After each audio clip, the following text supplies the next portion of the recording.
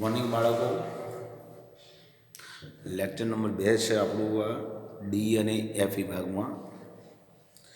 બાળકો, આપણે પહેલાં લેક્ચરની અંદર પેજ નંબર 217 જેમાં ડી અને એફ વિભાગની પ્રાથમિક માહિતી આપણે ભણ્યા. તત્વોના નામ યાદ રાખવાનો પ્રયત્ન બાળકો કરજો. એમાં પ્રથમ સંક્રાંતિ શ્રેણીના તત્વોના નામ તો બધાને આવડવા જ જોઈએ, ફરજિયાત છે.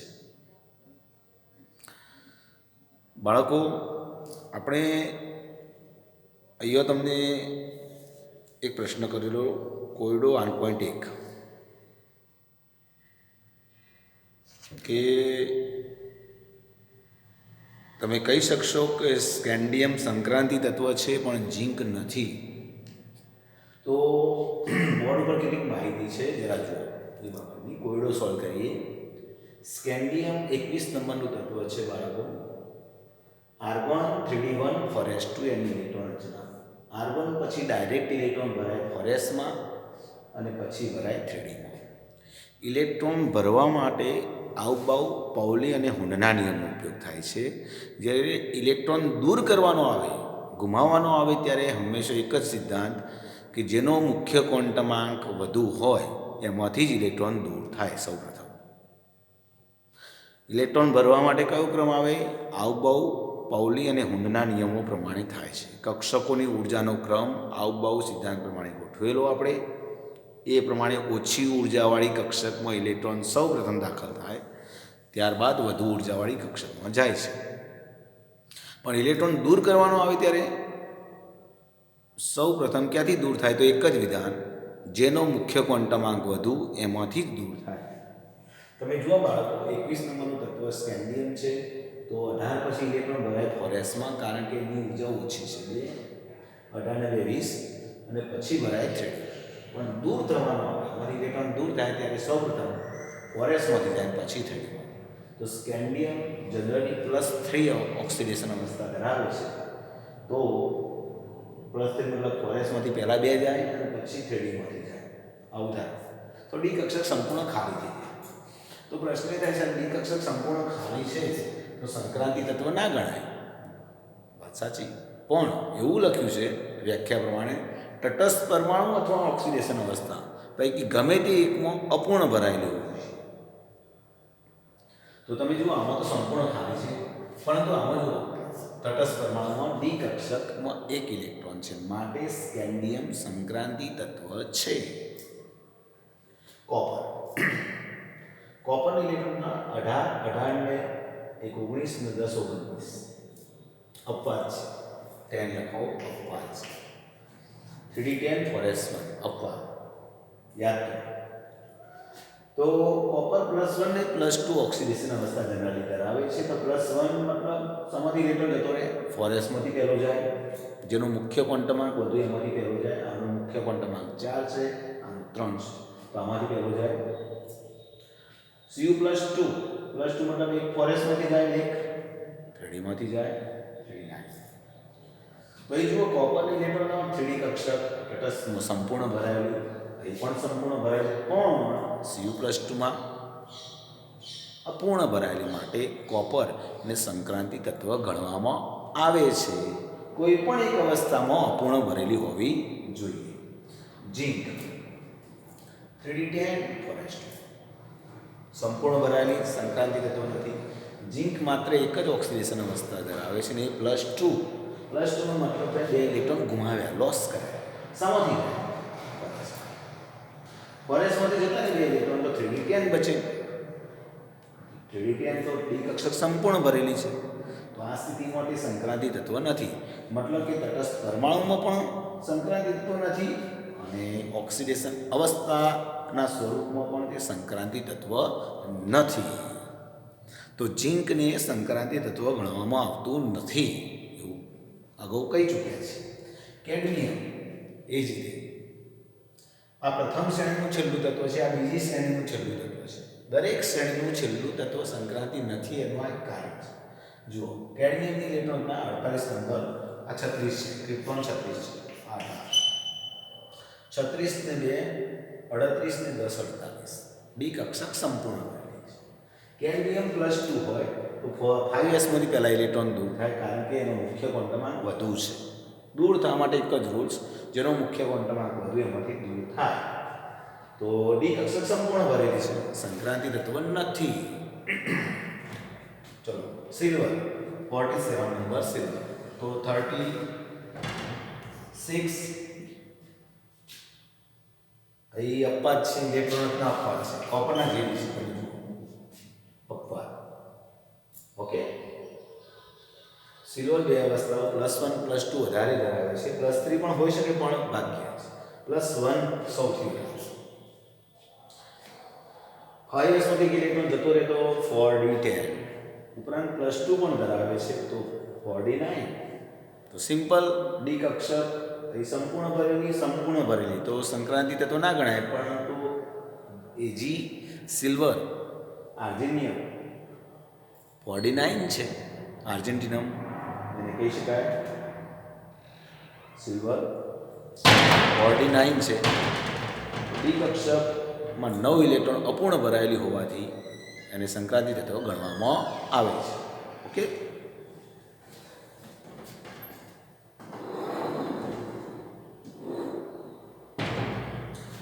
તો બાળકો આ થયો કોયડો સોલ્વ તમારે થઈ ગયો 8.1 અને 8.2 લખાણ સંબંધિત પ્રશ્ન, એ પણ સોલ્વ કરી આપ્યો.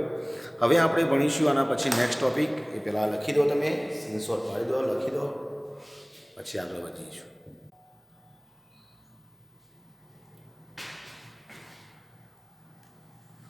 બાળકો હવે આપણે physical property of transition element વિશે જોઈએ. બાળકો આપણે ભૌતિક ગુણધર્મો વિશે બહુ સરળતાથી સમજી શકીએ છીએ કે આ બધી ધાતુ તત્વો છે.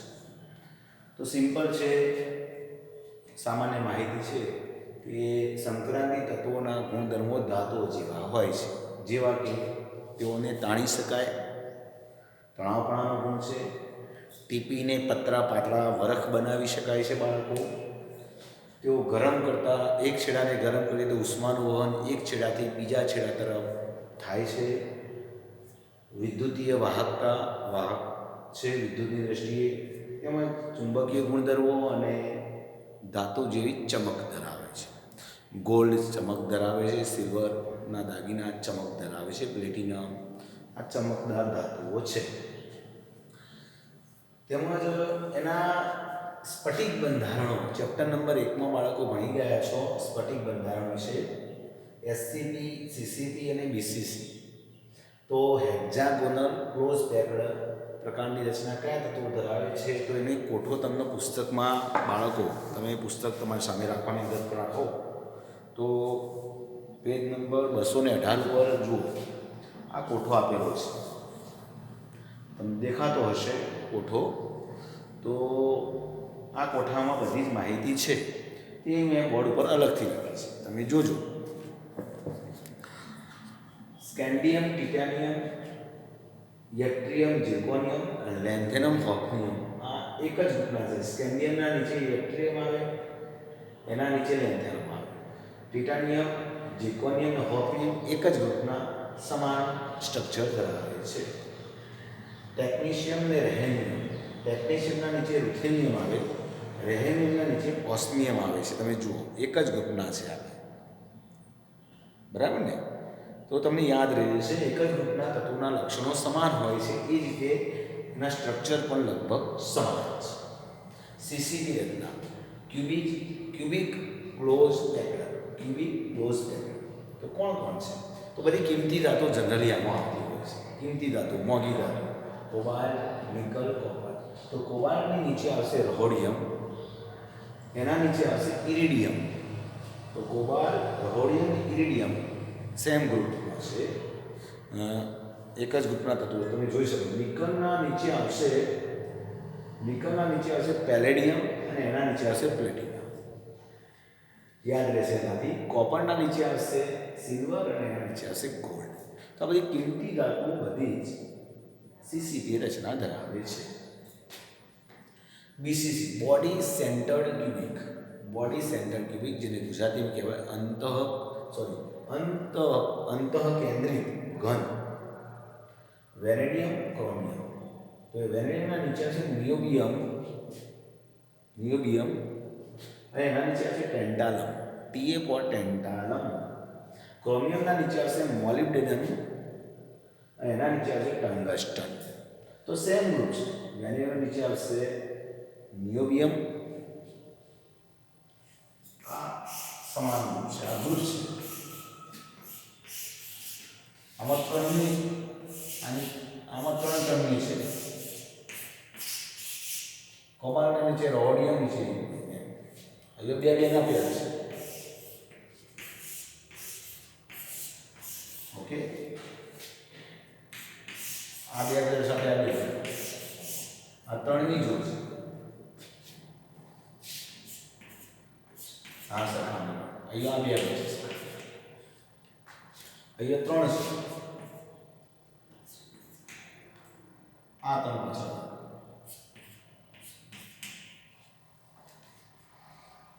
ઉપરના ત્રણ અલગ, નીચેના ત્રણ અલગ. ઓકે, અને આયન અલગ છે. યાદ રહી જાય એવું છે, સમજીને યાદ રાખવાનો પ્રયત્ન કરજો. આમ તો ખાસ પૂછાતું નથી બાળકો આવું બધું, પણ એમસીક્યુમાં નક્કી ના કહી શકાય. એનસીઆરટી બુકમાં આવે એટલે પછી આપણે એનો વિરોધ કશું કરી શકીએ. ઝીંક, કેડમિયમ, મેંગેનીઝ અને મર્ક્યુરી એ અપવાદરૂપ રચના ધરાવે છે, વિશિષ્ટ પ્રકારનું બંધારણ ધરાવે છે. મર્ક્યુરી તો પારો પ્રવાહી સ્થિતિમાં હોય છે, તેનું બંધારણ ઘન સ્ફટિક પ્રમાણે રહેતું નથી. ઝીંક, કેડમિયમ અને મર્ક્યુરી સિવાયના બધા સંક્રાંતિ તત્વો કઠણ હોય છે, બહુ જ કઠણ હોય છે. ઓસ્મિયમ અને ઇન્ડિયમ સૌથી વધુ કઠણ ધાતુઓ છે. આ અલગથી વિધાન તમારે ક્યાંક લખી રાખજો. ઓસ્મિયમ સૌથી વધારે કઠણ છે, એની ઘનતા પણ વધુ હોય છે. કઠણ એની ઘનતા વધુ હોય, ડેન્સિટી વધુ હોય. તેમની બાષ્પશીલતા નીચી હોય છે, માટે એમના ગલનબિંદુ ઉત્કલબિંદુ ઊંચા છે એવું નક્કી થઈ જાય બાળકો. ચલો આ લખી નાખો બાળકો, તમે ધ્યાનથી અને વાંચવાનો પ્રયત્ન કરજો, પછી આગળ વાત કરીએ આપણે.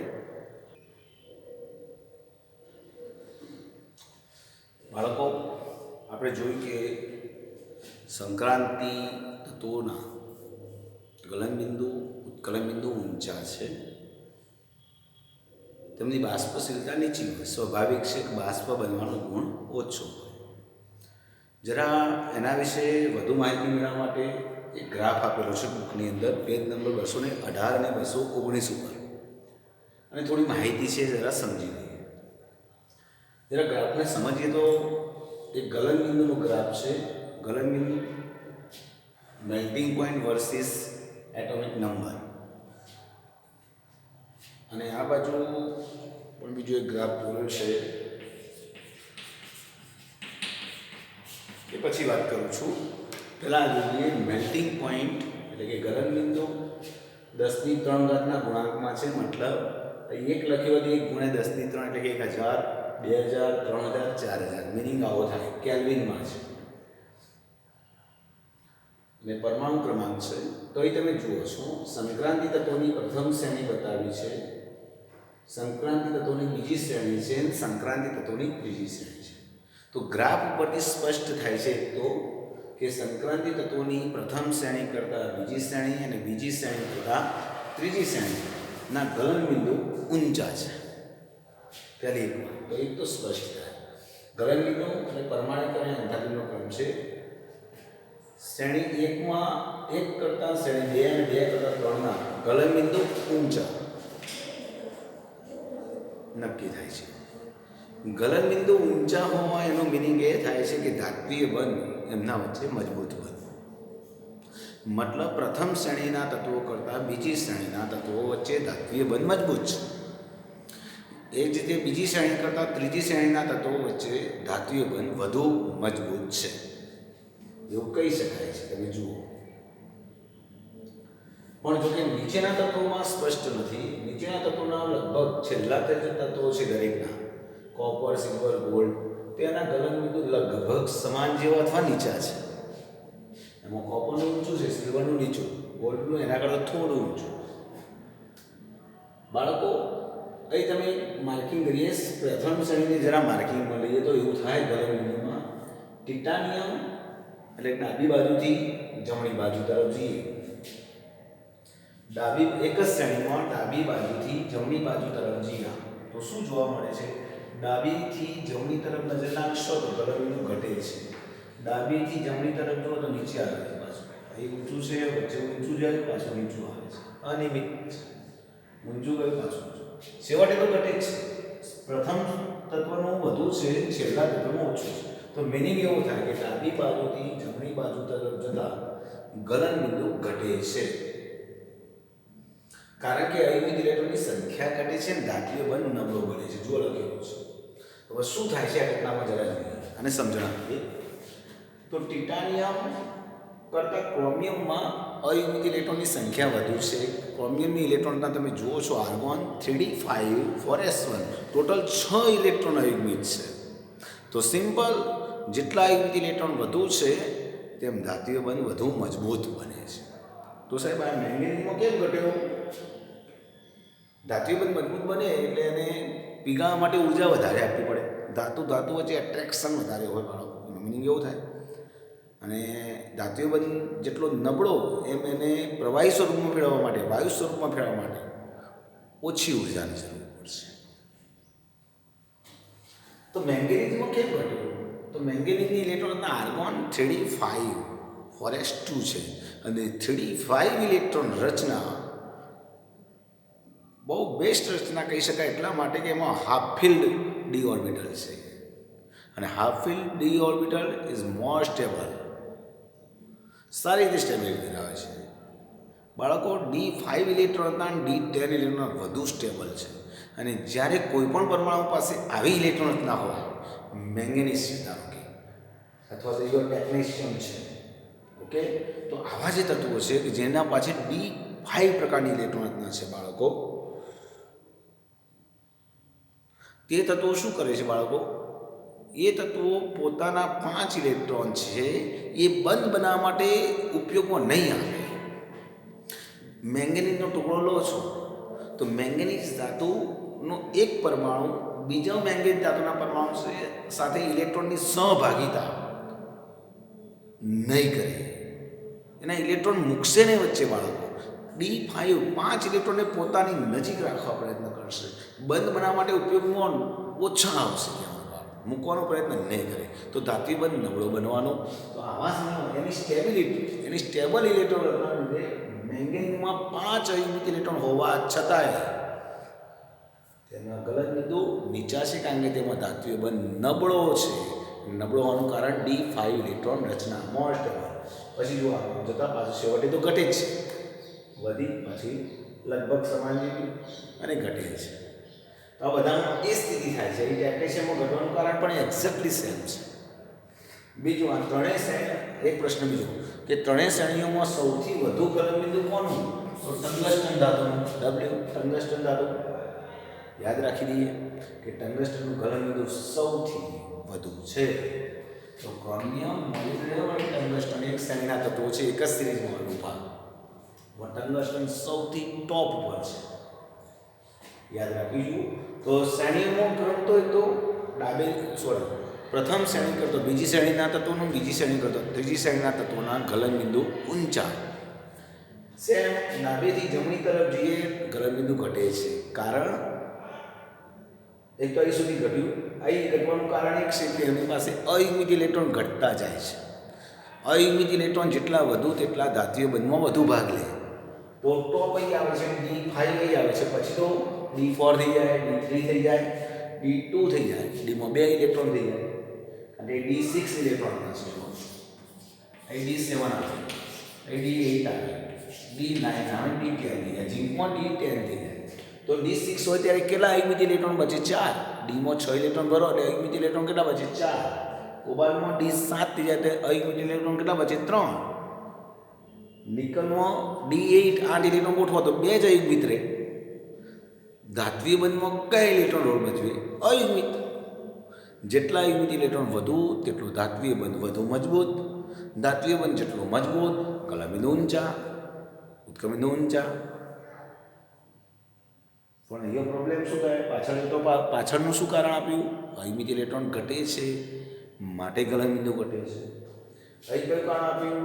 D5 ઇલેક્ટ્રોનના મોસ્ટ સ્ટેબલ છે, ધાત્વિય બંધમાં ભાગ લેતા નથી, ઓછા લેવાનો પ્રયત્ન કરે છે, નિષ્ક્રિય લેવાનો પ્રયત્ન કરે છે, માટે એ સૌથી વધારે ભાગ લે છે.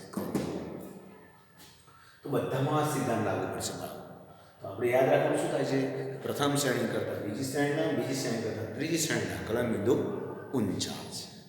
ટંગસ્ટન ટોપ પર છે, મેંગેનીઝ બોટમ ઉપર છે. ઓકે, યાદ રાખો, ટોપર અને બોટમ બે યાદ રાખો. ડેફિનેશન પણ વચ્ચે આવી જાય છે રીતે. ઓકે, તો આ થઈ ગલનબિંદુનું નામ. બાજુમાં છે બાળકો એટમાઇઝેશન એન્થાલ્પી, વિરુદ્ધ પરમાણુ ક્રમાંક. એટમાઇઝેશન એટલે પરમાણુકરણ. પરમાણુકરણ એન્થાલ્પી એટલે શું? ધોરણ 11માં ભણી ગયા છો, 12મા ધોરણની અંદર પણ આ વારે ઘડીએ ટોપિક આવ્યો છે બાળકો. એટમાઇઝેશન એન્થાલ્પી એટલે કે પદાર્થમાં રહેલા તમામ બંધ તોડી દેવાના, અણુમાં રહેલા તમામ બંધ તોડી દો અને મુક્ત પરમાણુ સ્વરૂપે તત્વને પરમાણુ સ્વરૂપમાં દાખલ મેળવી દેવું, એના માટે જે ઉર્જા આપવી પડે એને કહેવાય એટમાઇઝેશન એન્થાલ્પી. પરમાણુ સ્વરૂપમાં મેળવવા માટે પદાર્થમાંથી, અણુમાંથી ઘટક તત્વોને પરમાણુ સ્વરૂપમાં અલગ કરવા માટે આપવી પડતી ઉર્જા. મિથેન હોય દાખલા તરીકે, મિથેનનું સૂત્ર CH4, તેમાં કાર્બન છે ને 4 હાઇડ્રોજન. તો દરેક કાર્બન અને હાઇડ્રોજન તમામ બંધ તોડી દો, કાર્બન પરમાણુ સ્વરૂપે અલગ પડે અને હાઇડ્રોજન પરમાણુ સ્વરૂપે અલગ પડે, એના માટે આપવી પડતી ઉર્જા એટલે જ એટમાઇઝેશન એન્થાલ્પી. તો એટમાઇઝેશન એન્થાલ્પી હંમેશા પોઝિટિવ હોય, મતલબ કે તે ઉષ્મા શોષક છે, એન્ડોથર્મિક રિએક્શન છે બાળકો. ઉષ્મા શોષક, ઉર્જા આપવી પડે છે, તો હંમેશા પોઝિટિવ હશે. બીજો એક તમે જુઓ તો એક્ઝેક્ટ ગ્રાફ સમાન જેવા લાગે છે. તમે જુઓ, આ પ્રથમ શ્રેણી છે, આ બીજી શ્રેણી, આ ત્રીજી શ્રેણી. બાળકો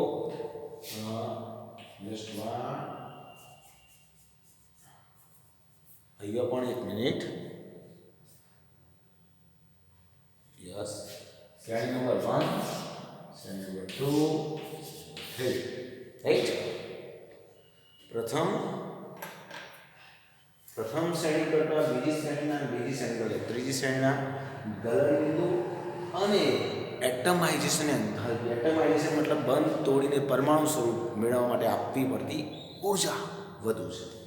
તો સિમ્પલ છે, આના પરથી એક તો સ્પષ્ટ થાય કે પ્રથમ શ્રેણીના તત્વો જે ધાત્વિય બંધ ધરાવે છે એના કરતાં દ્વિતીય શ્રેણીના તત્વોમાં ધાત્વિય બંધ મજબૂત છે, કારણ કદ વધે છે. સિમ્પલ છે, કદ વધે ને બાળકો. સમૂહ છે, સમૂહ.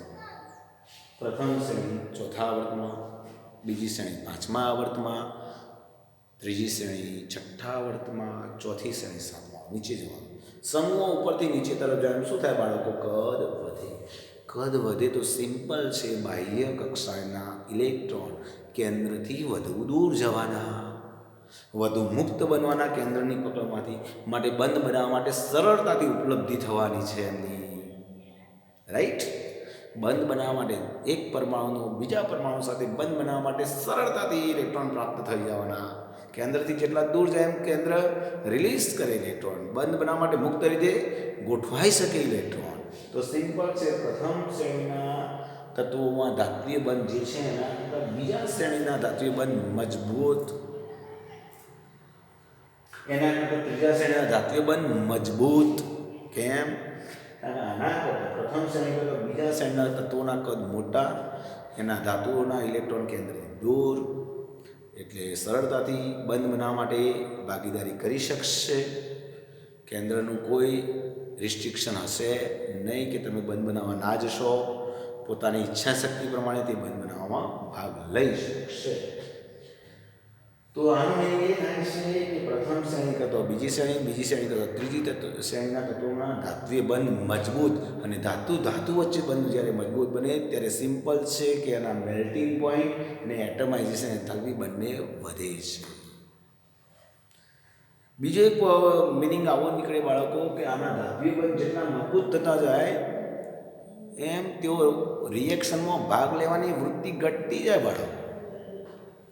એને એક ધાતુનો પરમાણુ બીજી ધાતુના પરમાણુને વધુ મજબૂતાઈથી પકડી રાખે તો સિમ્પલ છે કે એને રિએક્શનમાં ભાગ લેવા જવું હોય તો એ બંધન નડવાનું છે. એક બીજું અર્થઘટન એવું પણ નીકળે કે પ્રથમ શ્રેણી કરતાં બીજી શ્રેણી અને બીજી શ્રેણી કરતાં ત્રીજી શ્રેણીના તત્વોના રિએક્શનમાં ભાગ લેવાની વૃત્તિ ઘટે છે. આ ત્રણેય શ્રેણીમાં સૌથી વધુ, ચલો મને જવાબ આપો બાળકો, ત્રણેય શ્રેણીઓમાં સૌથી વધુ ધાત્વિય બંધ મજબૂત કયામાં? ત્રીજી શ્રેણીમાં. ધાત્વિય બંધ મજબૂત, એના ગલન બિંદુ, ઉત્કલન બિંદુ અને એટમાઇઝેશન એન્થાલ્પી વધુ, પણ પ્રક્રિયામાં ભાગ લેવાની વૃત્તિ ઓછી. યાદ રાખો, લખી રાખો. હું લખતો નથી રહ્યો, પણ તમે લખી રાખો. હું જે બોલ્યો તે તમે લખી નાખો, ફરી વાર સાંભળીને પણ લખી દો. ઓકે બાળકો, તો આ એક સમજણ આપી છે. આગળના જે ગલન બિંદુ ઉત્કલન ઊંચા છે એનું કારણ આપ્યું અયુગ્મિત ઇલેક્ટ્રોન વધુ છે. અહીં જે અપવાદ આવ્યો એનું કારણ આપ્યું D5 ઇલેક્ટ્રોન્સના વધુ સ્ટેબલ હોવાથી તે ધાત્વિય બંધ નબળો બનાવે. પાછળ જે કારણ આપ્યું કયું આપ્યું? એ પાછળના તત્વો માટે શું કારણ આપ્યું? અયુગ્મિત ઇલેક્ટ્રોનની સંખ્યા ઓછી છે. તો સેમ પોઝિશન ધાત્વિય બંધનું જ કારણ છે બંનેમાં, એટમાઇઝેશન એન્થાલ્પી માટે અને ગલન બિંદુ માટે. બંનેમાં કોણ જવાબદાર? ધાત્વિય બંધ. ધાત્વિય બંધ જેટલું મજબૂત, ગલન બિંદુ અને એટમાઇઝેશન એન્થાલ્પી વધુ. ઓકે, સ્ક્રીનશોટ રાખો બાળકો. હવે એના પછી જોઈએ છે પછી સંક્રાંતિ ધાતુઓના પરમાણુય અને આયનીય કદમાં ફેરફાર. આપણે એ ટોપિક પણ જોઈ લઈએ છીએ. ચાલો,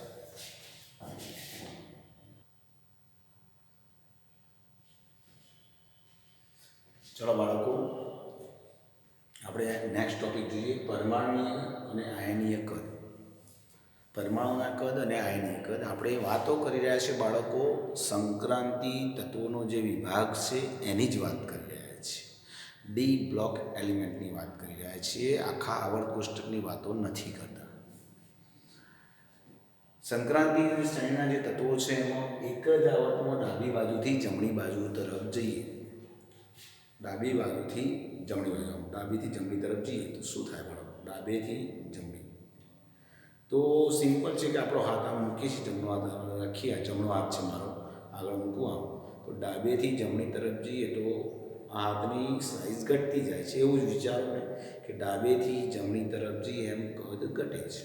કેમ ઘટે છે એ સમજીએ છીએ. દરેક આવર્તમાં આવું થાય છે.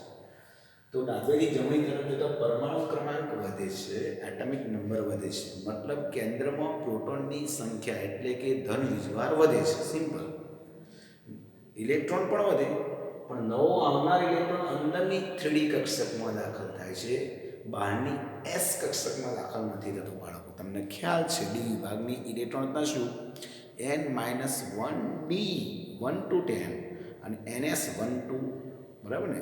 તો સૌપ્રથમ એસમાં ગોઠવાઈ જાય, પછી ડીમાં ગોઠવાય, મતલબ બહારની કક્ષક પ્રથમ ભરાઈ જાય, પછી નવા આવનાર ઇલેક્ટ્રોન અંદરની ડીમાં ગોઠવાય છે. જેમ કે સ્કેન્ડિયમથી ઝિંક સુધીમાં શું થાય છે? 4sમાં ઇલેક્ટ્રોન પ્રથમ ગોઠવાઈ જાય છે, ત્યારબાદ અંદર વારા પરથી 3D કક્ષકમાં ઇલેક્ટ્રોન ગોઠવાય, અંદરની ડી કક્ષકમાં ગોઠવાય. એટલે સિમ્પલ છે, વિસ્તાર વધવાનો નથી. અંદર ઇલેક્ટ્રોન ગોઠવાય એટલે કક્ષાથી દૂર નથી જતો, કેન્દ્રની પકડ વધુ મજબૂત બનતી છે. અંદરની ડી કક્ષકમાં શિલ્ડિંગ અસર ઓછી અસરકારક રહે છે. શિલ્ડિંગ અસર, સ્ક્રીનિંગ ઇફેક્ટ શબ્દો જાણો છો બાળકો? જે શું કામ કરે છે? કેન્દ્ર અને બહારના ઇલેક્ટ્રોન વચ્ચેનું અપાકર્ષણ અસરમાં ઘટાડો કરે, અપાકર્ષણ વધારે છે. કેન્દ્ર અને બાહ્યતમ કક્ષા વચ્ચે અપાકર્ષણ અસર, જેને કહેવાય શિલ્ડિંગ અસર, એક કવચ વચ્ચે અવરોધ, જેના લીધે બહારનો ઇલેક્ટ્રોન કેન્દ્રથી દૂર રહે છે. પણ અહીંયા અંદરની બાજુ ઇલેક્ટ્રોન ગોઠવાતા હોવાના લીધે એની અસરકારકતા ડી કક્ષકની અપાકર્ષણની અસરકારકતા ઓછી રહે છે, કારણ કે કેન્દ્રની પકડ વધુ મજબૂત બને છે ઇલેક્ટ્રોન પર. કેન્દ્રીય વીજભાર વધતો આકર્ષણ વધવાનું છે. સિમ્પલ છે, અંદરની બાજુ ઇલેક્ટ્રોન રહે એટલે આકર્ષણ વધવાનું છે. આથી કક્ષકો સંકોચાય, માટે એનું કદ ઘટે છે. આથી કોઈ પણ શ્રેણીમાં ડાબેથી જમણી તરફ જતો કદ ઘટે. જેમ કે પ્રથમ શ્રેણીમાં સ્કેન્ડિયમથી ઝિંક તરફ જઈએ એમ કદ ઘટે, બીજી શ્રેણીમાં યટ્રિયમથી કેડમિયમ તરફ જાઓ એમ કદ ઘટે. દરેક શ્રેણીમાં ડાબેથી જમણે તરફ જતો કદ ઘટશે. ઓકે, આગળ હવે ઉપર સમૂહમાં ઉપરથી નીચે તરફ મતલબ પ્રથમ શ્રેણી કરતાં બીજી શ્રેણીનું શું થાય, બીજી શ્રેણી કરતાં નીચે આવેલી ત્રીજી શ્રેણીનું શું થાય? તો સમૂહ જોવું પડે એના માટે, ઉપરથી નીચે. સમૂહો ઉપરથી નીચે તરફ જતા હોય એટલે કે શ્રેણીમાં પ્રથમ શ્રેણીથી બીજી શ્રેણી, બીજી શ્રેણીથી ત્રીજી શ્રેણી તરફ જતા દાખલ થતા નવા ઇલેક્ટ્રોન પ્રથમ શ્રેણીમાં શામાં દાખલ થતો? 3Dમાં, બીજામાં 4Dમાં, ત્રીજામાં 5Dમાં. તો મુખ્ય ક્વોન્ટમમાં 3 છે, 4 છે, 5 છે. સિમ્પલ. આ ત્રીજી કક્ષામાં ગોઠવાય છે, આ ચોથી કક્ષામાં, પાંચમી. સિમ્પલ છે. ઇલેક્ટ્રોન કેન્દ્રથી દૂર ગોઠવાય છે. હવે દૂર ગોઠવાય છે ત્યાંથી કદ શું થાય? આકર્ષણ ઘટે, કદ વધે. કક્ષકો વિસ્તરણ પામશે, કક્ષાઓ વિસ્તરણ પામશે. આથી પ્રથમ શ્રેણી કરતાં દ્વિતીય શ્રેણીના તત્વોના કદ મોટા હોય, સિમ્પલ છે. દ્વિતીય કરતાં તૃતીય શ્રેણીના કદ મોટા હોવા જોઈએ, પણ એ અપવાદ મહત્વનો એક ટોપિક છે. મહત્વ પ્રથમ કરતાં બીજી શ્રેણીના તત્વોના કદ વધુ છે, પરંતુ દ્વિતીય અને તૃતીય શ્રેણીના તત્વોના કદ લગભગ સમાન છે. તેનું કારણ આ શબ્દ લેન્થેનોઇડ કોન્ટ્રેક્શન. લેન્થેનોઇડ કોન્ટ્રેક્શન મતલબ લેન્થેનોઇડ સંકોચન. જોઈએ બાળકો, લેન્થેનોઇડ કોન્ટ્રેક્શન શું છે આપણે સમજીએ. તરત લખી નાખો. મહત્વનો મુદ્દો છે, આપણે સમજવા જઈ રહ્યા છીએ. ખૂબ મહત્વનો. બાળકો, એક મોસ્ટ આઈએમપી કહી શકાય એવો ટોપિક અને ખૂબ અગત્યનો, લેન્થેનોઇડ સંકોચન. આપણે જોયું કે પ્રથમ શ્રેણી કરતાં બીજી શ્રેણી, પ્રથમ શ્રેણીમાં છેલ્લો ઇલેક્ટ્રોન 3Dમાં ગોઠવાય છે બાળકો, બીજી શ્રેણીમાં છેલ્લો ઇલેક્ટ્રોન 4Dમાં ગોઠવાય છે અને ત્રીજી શ્રેણીમાં 5Dમાં ગોઠવાય છે. સિમ્પલ છે કે મુખ્ય ક્વોન્ટમાંક વધે છે, કેન્દ્રથી ઇલેક્ટ્રોન દૂર ગોઠવાય છે, તો સિમ્પલી કદ વધવું જોઈએ. તો પ્રથમ શ્રેણીના તત્વોના કદ કરતાં બીજી શ્રેણીના તત્વોના કદ મોટા છે. ઓકે, તો બીજા કરતાં ત્રીજાનું કદ મોટું હોવું જોઈએ, પણ એવું જોવા મળ્યું કે બીજા અને ત્રીજી શ્રેણીના તત્વોના કદ લગભગ સમાન છે. મતલબ તો એવો થયો કે ત્રીજી શ્રેણીના તત્વોના કદ જે વધવા જોઈએ વધ્યા નથી. એનો મતલબ કેન્દ્રીય વીજભાર વધારે અસરકારક બન્યો છે. જો કદ ઉપર બે બાબતો અસર કરે બાળકો, એક કેન્દ્રીય વીજભાર અને એક શિલ્ડિંગ ઇફેક્ટ. જો કેન્દ્રીય વીજભારની અસરકારકતા વધુ હોય તો કદ ઘટે. શિલ્ડિંગ ઇફેક્ટ જો વધુ અસરકારકતા બતાવે તો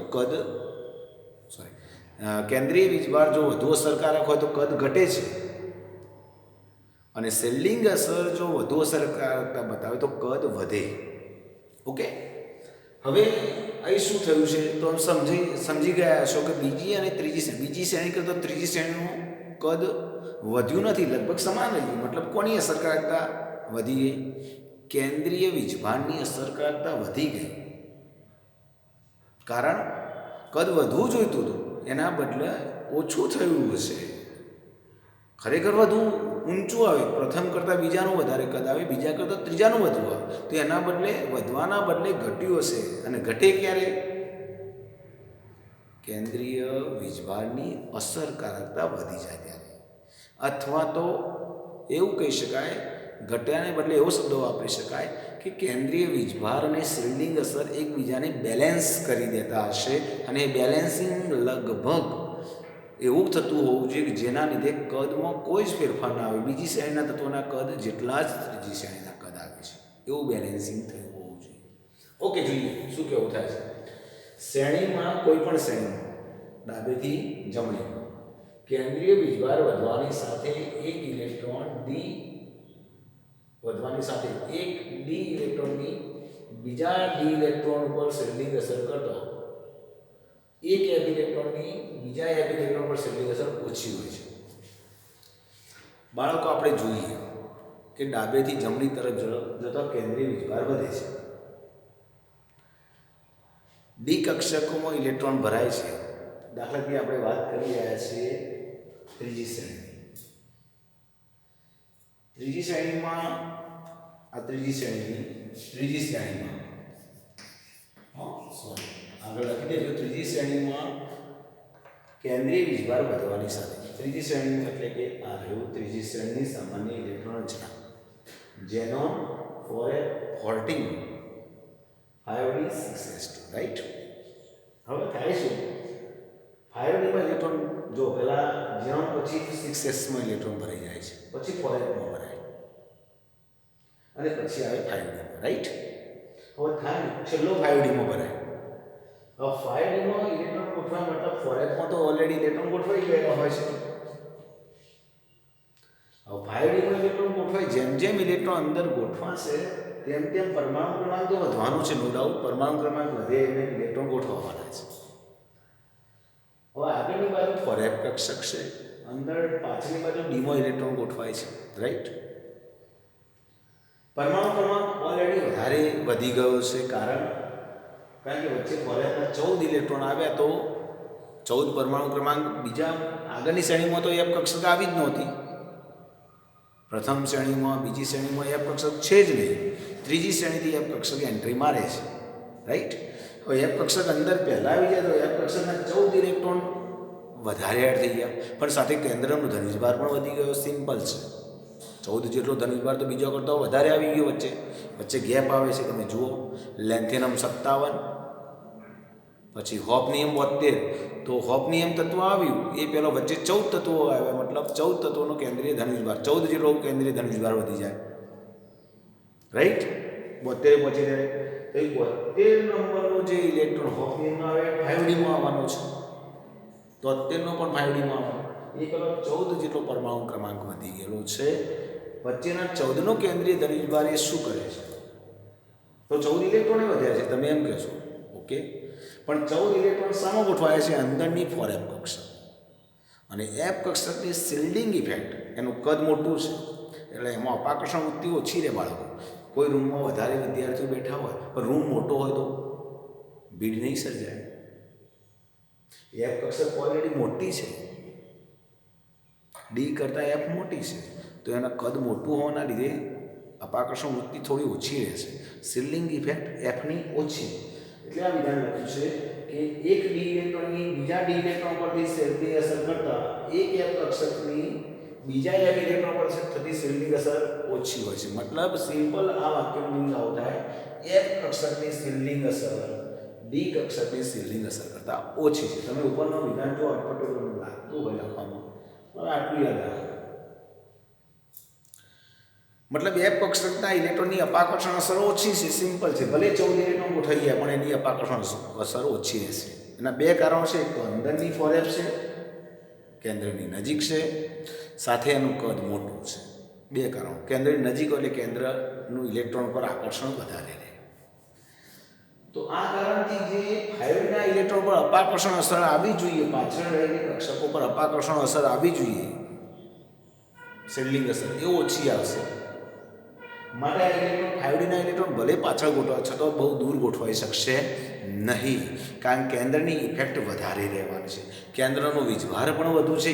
આગળની બે શ્રેણીની સાપેક્ષમાં જુઓ તો ધનવીજભાર એ વધારે છે, સાથે f કક્ષકની શિલ્ડિંગ અસરનું પ્રમાણ પણ ઓછું છે. કેન્દ્રનો ધનવીજભાર વધી ગયો માટે આકર્ષણ વધ્યું, શિલ્ડિંગ અસર ઘટી માટે આકર્ષણ વધવાનો છે, આકર્ષણનો પ્રભાવ વધવાનો છે. તો સિમ્પલ આ બે મજબૂત કારણોના લીધે શું થાય છે, બાળકોએ જુઓ નવો દાખલ કરનાર ઇલેક્ટ્રોન 5dમાં દાખલ થશે. અહીં કેન્દ્રીય વીજભાર વધુ હોવાથી તેમજ f કક્ષકની શિલ્ડિંગ અસર કરતાં ઓછી હોવાથી આ બે મજબૂત કારણો કક્ષકોનું શું થશે, સંકોચન, કોન્ટ્રેક્શન થશે, વધવાના બદલે નજીક આવશે. તો અહીં બે કદ ઉપર બે પળો પ્રભાવી છે, એક તો કેન્દ્રીય વીજભાર અને બીજો છે શિલ્ડિંગ. બંનેનું કામ વિરુદ્ધ છે. કેન્દ્રીય વીજભાર વધે તો કદ ઘટે, લખી રાખજો આ વાક્ય, ભૂલી જવાતા હોય. કેન્દ્રીય વીજભાર વધે તો કદ ઘટે, શિલ્ડિંગ અસર વધે તો કદ વધે. પણ આ બેમાં પ્રભાવી કોણ બને છે, બોલો કોની અસરકારકતા વધુ છે બાળકો? તો કેન્દ્રીય વીજભારની અસરકારકતા, ઇફેક્ટિવનેસ જે કહીએ એ કોના કરતો વધી જાય છે, શિલ્ડિંગ ઇફેક્ટ કરતો એનો પ્રભાવ વધારે છે. માટે કક્ષકોનું કોન્ટ્રેક્શન થાય છે, સંકોચન થાય છે. આથી ત્રીજી શ્રેણીના તત્વોના કદ કરતા તત્વોના કદ બીજી શ્રેણીના તત્વોના કદ જેટલા કે તેનાથી ઘણી વખત ઓછા પણ થઈ જાય છે. તો એક ઉદાહરણ છે ઝિર્કોનિયમમાં. મોસ્ટ ટાઈમ યાદ રાખજો, મોસ્ટ ટાઈમ કહું છું, આ યાદ રાખજો કે કયા તત્વોના કદ લગભગ સમાન છે. આ ઘણી વખત નીટની એક્ઝામમાં પૂછાઈ ચૂકેલો પ્રશ્ન છે. તો ઝિર્કોનિયમ 160 પિકોમીટર બીજી શ્રેણીનું છે. એના કરતાં હોફનિયમનું કદ વધુ હોવું જોઈએ, પણ જુઓ લગભગ સમાન. આ તો થોડું ઓછું છે, ઉપરથી ઓછું થયું. 159 પિકોમીટર ત્રીજી શ્રેણી. બીજી શ્રેણી કરતાં ત્રીજી શ્રેણીનું તત્વનું કદ મોટું હોવું જોઈએ, એના બદલે લગભગ સમાન છે, ઉપરથી ઘટી ગયું છે સામાન્ય. તમે જુઓ તો મિનિંગ સિમ્પલ છે. શેલ્ડિંગ ઇફેક્ટની અસરકારકતા નીચે તરફ જેમ ઘટે છે, કારણ કે એફ કક્ષકે અંદર એન્ટ્રી મારી દે છે. અને એફ કક્ષક અંદરની કક્ષક છે, તમે જુઓ ડી બારની બાજુ છે. અંદરની કક્ષક એફ કક્ષકમાં ઇલેક્ટ્રોન ભરાવાના લીધે એફ કક્ષકની શેલ્ડિંગ ઇફેક્ટનું મૂલ્ય ડી કક્ષકની સાપેક્ષમાં ઓછું રહે છે. આ કક્ષક વૃત્તિ ઓછી રહે છે. એના બે મજબૂત કારણો કીધા, આના કારણ ઓછીઓના કારણો બે કીધા. એક, એફ કક્ષકનું કદ મોટું અને અંદર ભરાય કે અંદરની નજીક ગોઠવાય, આ બે કારણોના લીધે એની શિલ્ડિંગ અસરકારકતા ઓછી રહે છે. ઓકે, તો બાળકો આ સાથે કોન્ટ્રાક્શનનો મુદ્દો પૂરો થાય છે. મોસ્ટ ટાઈમ છે. આ જ મુદ્દો પેજ નંબર આ જ ચેપ્ટરમાં 235માં પેજ ઉપર આવે છે. બાળકો પરમાણુય અને આયનીય કદ મુદ્દો છે, જેમાં લેન્થેનોઇડ કોન્ટ્રાક્શન લખેલું છે. બાળકો સિમ્પલ છે. હવે થયું શું કે ડાબેથી જમણી તરફ જઈએ બધામાં, નીચે તરફ જાય, ડાબેથી જમણી તરફ જાઓ બધામાં, એમ શું થયું બાળકો? કદ ઘટ્યું છે. કેન્દ્રનો ધનુષ ભાર વધ્યો, પરમાણુ ભાર વધ્યો, પરમાણુ ભાર વધ્યો, દળ વધ્યું, કદ ઘટ્યું. દળ વધે છે, કદ ઘટે છે. સિમ્પલ. આના પરથી દળ કેમ વધ્યું? પરમાણુ ક્રમાંક વધે એટલે પરમાણુ ભાર વધે. ડાબેથી જમણી તરફ જાઓ એમ, રાઈટ? ડાબેથી જમણી તરફ જાય એમ પરમાણુ ક્રમાંક વધે તો પરમાણુ ભાર પણ વધે, પણ પરમાણુ કદ ઘટ્યું છે, સંકોચન થાય ડાબેથી જમણી તરફ હંમેશા. તો સિમ્પલ શું થાય? ડાબેથી જમણી તરફ જઈએ એમ દળ વધે, કદ ઘટે, તો ઘનતા શું થાય બાળકો? ડેન્સિટી શું થાય બોલો? ઘનતા વધે. સિમ્પલ છે. અને ઘનતા વધે તો કઠિનતાનું મૂલ્ય વધે.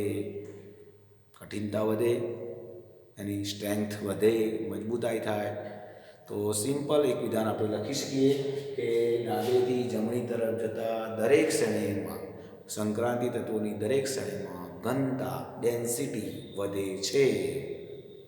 ઓકે, કારણ કે કદ ઘટે છે તો સિમ્પલ અને દળ વધે છે, તો આ કારણસર ઘનતામાં વધારો જોવા મળશે. તો બાળકો આજનું લેક્ચર આ સુધી સીમિત રાખીએ છીએ. એક પ્રશ્ન છે કોયડો, સંક્રાંતિ તત્વો શા માટે ઊંચી પરમાણુયીકરણ એન્થાલ્પી દર્શાવે છે? તો એનો જવાબ તમે પુસ્તકમાં આપેલો છે. તેમના પરમાણુમાં વધુ સંખ્યામાં અયુગ્મિત ઇલેક્ટ્રોન હોવાને કારણે આંતર પરમાણુય પારસ્પરિક ક્રિયા કરે છે. પરમાણુયીકરણ એન્થાલ્પી અને ગલનબિંદુ સીધી વાત છે. કોના પર ડિપેન્ડેન્ટ છે બાળકો? ધાત્વીય બંધ. ધાત્વીય બંધ કોના પર ડિપેન્ડેન્ટ છે બાળકો? અયુગ્મિત ઇલેક્ટ્રોનની સંખ્યા ઉપર. અયુગ્મિત ઇલેક્ટ્રોન જેમ વધુ તેમ ધાત્વીય બંધ મજબૂત. ઓકે, તો આપણે અગાઉ પણ કહી ચૂક્યા હતા, ફરીવાર કહીએ કે સંક્રાંતિ શ્રેણીના તત્વોની પરમાણુયીકરણ એન્થાલ્પી અને મેલ્ટિંગ પોઈન્ટ, એટમાઇઝેશન એન્થાલ્પી અને મેલ્ટિંગ પોઈન્ટ બંને ઊંચા છે, કારણ કે એમની પાસે અનપેર્ડ ઇલેક્ટ્રોન વધુ છે, જે મેટાલિક બોન્ડની અંદર ઉપયોગ થાય છે. લખાણ સંબંધિત પ્રશ્નમાં એક પ્રશ્ન છે, સ્કેન્ડિયમ 21 થી ઝિંક 30 તરફ ઝિંકની પરમાણુયીકરણ એન્થાલ્પીનું મૂલ્ય સૌથી નીચું એટલે કે 126 કિલો જૂલ પ્રતિ મોલ હોય છે. શા માટે? ઝિંક પાસે બાળકો શું છે? ઝિંકની પરમાણુયીકરણ એન્થાલ્પી અથવા તો મેલ્ટિંગ પોઈન્ટ બંને નીચા છે ઝિંકના ખૂબ પ્રથમ શ્રેણીમાં. કેમ? તો ઝિંકની પાસે અયુગ્મિત ઇલેક્ટ્રોન જ નથી બાળકો. વિચારો, ઇલેક્ટ્રોનના ઝિંકની ઇલેક્ટ્રોનના શું? Argon 3d10 4s2. 3d10 એટલે કમ્પ્લીટ પેર્ડ ઇલેક્ટ્રોન, બધા જ પેર, બધી જ પેર્ડ છે, અયુગ્મિત ઇલેક્ટ્રોન જ નથી એની પાસે. તો સિમ્પલ છે, ધાત્વીય બંધ બનાવવામાં એકદમ નબળાઈ બતાવશે. માટેના ગલનબિંદુ ખૂબ નીચા, એટલે એની બાષ્પશીલતા વધુ કહેવાય. જેના ગલનબિંદુ નીચા એની બાષ્પ બનવાની વૃત્તિ વધુ. ઓકે, માટે બાષ્પશીલતા થોડી વધુ હશે. ઓકે, તો આ સાથે મિત્રો આ ટોપિક આજનો પૂરો કરીએ છીએ. હવે નેક્સ્ટ ટોપિકની અંદર આપણે પેજ નંબર 221 ઉપર પહોંચ્યા છીએ. આયોનાઇઝેશન એન્થાલ્પી છે. આમ તો આ બધો માહિતીલક્ષી છે મિત્રો. આમાં થિયોરિટિકલ ટોપિક હોવાના લીધે એમસીક્યુની દ્રષ્ટિએ ખાસ બહુ અગત્યતા બતાવતા નથી, પણ આ અગત્યનો એક મુદ્દો હતો એમસીક્યુમાં, એ તમને બતાવી દીધો. કારણો તમે જાણી શકો છો. એફ કક્ષકની શિલ્ડિંગ ઇફેક્ટ ડી કક્ષક કરતાં ઓછી, કદ મોટું, અપાકર્ષણ ઓછું. Okay, have a good day. ચલો આવજો, વાંચતા રહે.